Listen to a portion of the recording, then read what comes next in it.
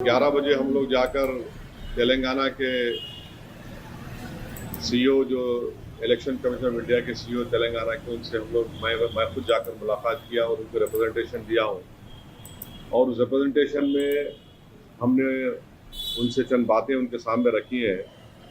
अब सीईओ साहब हमको ये बताए हैं कि 25 जून से जो तेलंगाना में एसआईआर होने जा रहा है उसमें लेटेस्ट जो वोटर लिस्ट है, जो कल तक जो नाम इंक्लूजन भी हुए 2026 की वोटर लिस्ट इसको बोलते हैं, तो जो कोई भी इलेक्टर और वोटर 2026 की वोटर लिस्ट में होगा, तेलंगाना में जो एसआईआर होगा उसमें उनके घर पे जाकर उनको एन्यूमरेशन फॉर्म दिया जाएगा और उस एन्यूमरेशन फॉर्म को वोटर और इलेक्टर को काम करना पड़ेगा कि उनको अपने 2002 के डिटेल्स उसमें लिखना पड़ेगा।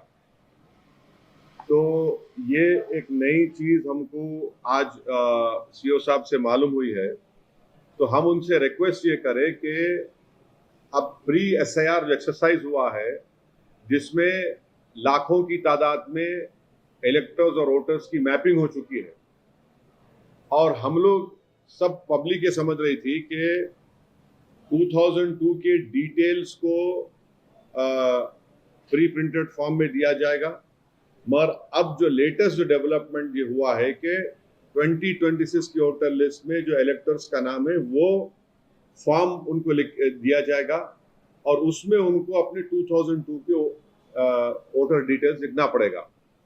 तो हम उनसे रिक्वेस्ट ये करें कि जो प्री एसआईआर एक्सरसाइज जो मैपिंग हो चुकी है, आप बराए मेहरबानी इलेक्शन कमीशन ऑफ इंडिया से ये रिक्वेस्ट करिए, हमारी बात को रखिए कि वो जो प्री एसआईआर एक्सरसाइज जिसमें वोटर्स की मैपिंग हो चुकी है वो आप तमाम बीएलएस को दे दो, ताकि बीएलओस के साथ जब बीएलएस जाएंगे वो वोटर को हेल्प करेंगे, क्योंकि प्री एसआईआर एक्सरसाइज में उनकी मैपिंग हो चुकी है। वो डेटा अगर मिल गया तो बीएलएस वहीं का वहीं बीएलओस की मौजूदगी में वोटर का नाम 2002 का जो डेटा आपके ने जो मैपिंग हो चुकी है उसको लिखकर देने से एक तो एक्सरसाइज स्मूथली हो जाएगी और वोटर के ऊपर ये बर्डन नहीं रहेगा, क्योंकि सीईओ साहब ये बोल रहे हैं कि जो प्री एसआईआर मैपिंग हुई है वो बीएलओ आपको बता देगा, आप उसकी फोटो लेके देख के लिख लो। तो ये तो बड़ा मुश्किल हो जाएगा, ये स्मूथली नहीं होगा, बड़ा इनफ्लेक्सिबल रहेगा पूरे तेलंगाना में। तो हम उनसे रिक्वेस्ट करें कि जो already pre mapping data pre SIR हो चुका है वो डेटा आप बीएलएस से शेयर कर लीजिए, ताकि स्मूथली तमाम इलेक्टर्स का नाम एन्यूमरेशन फॉर्म पे लिख कर उनको दिया जा सकता है। तो उन्होंने हमसे कहा है कि वो इस बारे में इलेक्शन कमीशन ऑफ इंडिया से बात करेंगे और बात करके हमको बताएंगे। दूसरी बात यह है कि जो एन्यूमरेशन फॉर्म दिया जाएगा वो सिर्फ अभी तेलुगु में दिया जा रहा है। हम उनसे रिक्वेस्ट करें कि इंग्लिश में भी मिलना चाहिए एन्यूमरेशन फॉर्म और उर्दू में भी, क्योंकि उर्दू तेलंगाना की सेकेंड लैंग्वेज है और सिर्फ तेलुगु में देने से बहुत बड़ी तादाद में तेलंगाना में इलेक्टर्स को बहुत बड़ी परेशानी होगी और सही डिटेल्स 2002 के उसमें लिखना बड़ा मुश्किल हो जाएगा।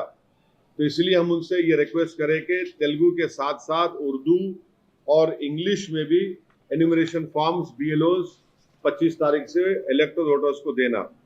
तीसरी बात हम उनसे ये कहे हैं कि एनोमलीज के नाम पर स्पेलिंग मिस्टेक हुआ इलेक्टर का तो एनोमली में आ जाएगा। अगर उनके स्पेलिंग मिस्टेक के साथ उनके फादर का स्पेलिंग मिस्टेक है तो एनोमली में आ जाएगा। एज डिफरेंस रहा इलेक्टर में और फादर में 15 इयर्स के लेस रहा तो एनोमली में आ जाएगा। एज डिफरेंस रहेगा इलेक्टर और फादर में 50 साल के करीब तो वो एनोमली में आ जाएगा। एज डिफरेंस होगा इलेक्टर और ग्रैंड पेरेंट्स में लेस देन 40 इयर्स एनोमलीज में आ जाएगा। प्रोजेनी मैपिंग अगर 6 से बढ़ रही है, यानी जिस वोटर के पास 6 बच्चे हैं वो एनोमलीज में आ जाएगा। एज गैप अगर 2 सिबलिंग्स में एज गैप रहा 9 महीने का तो एनोमलीज में आ जाएगा। तो हम उनसे रिक्वेस्ट ये करें कि 2002 में जब एसआईआर हुआ था, जब तो डॉक्यूमेंट्स नहीं पूछे, सेकेंडली वो 2002 का एसआईआर जब हुआ वो मैन्युअली किया गया, तो वो मिस्टेक तो इलेक्शन कमीशन ऑफ इंडिया ने किया, तो वो मिस्टेक को आप क्यों 2026 में वोटर्स को पेनलाइज करेंगे आप? तो हम उनसे रिक्वेस्ट करें कि इसके ऊपर भी आप इलेक्शन कमीशन ऑफ इंडिया को बोलकर इसको आसानी पैदा करिए, इजी करिए। उनका बोलना यह है कि आप अगर फॉर्म दे दिए, एन्यूमरेशन फॉर्म आप दे दिए, तो आपका नाम ड्राफ्ट लिस्ट में आ जाएगा। मगर उसमें प्रॉब्लम यह है कि ड्राफ्ट लिस्ट में आने के बाद जिस किसी का एनोमलीज रहेंगे उनको नोटिस दिया जाएगा कि वो ईआरओ के पास जाकर अपने इन चीजों को क्लियर करें।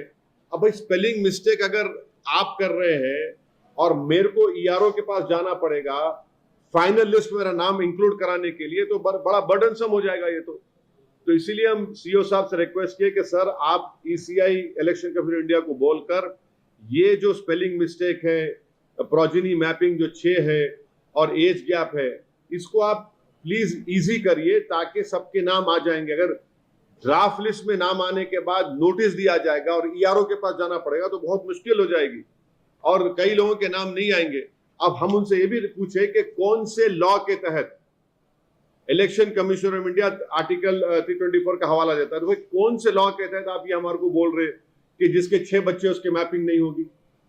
भाई मैं इंडियन सिटीजन हूं मैं इंडियन सिटीजन, तो ये कहां पे रिक्वायरमेंट आ गया कि 6 बच्चे रहे तो नाम नहीं आएगा और वो एनोमली हो जाएगा?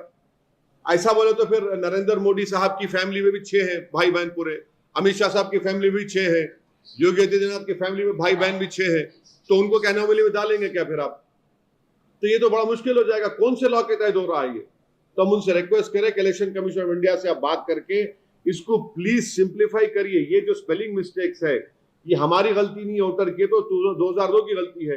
एज डिफरेंस है इलेक्टर और फादर में, अब उसकी गलती मेरी क्या गलती है?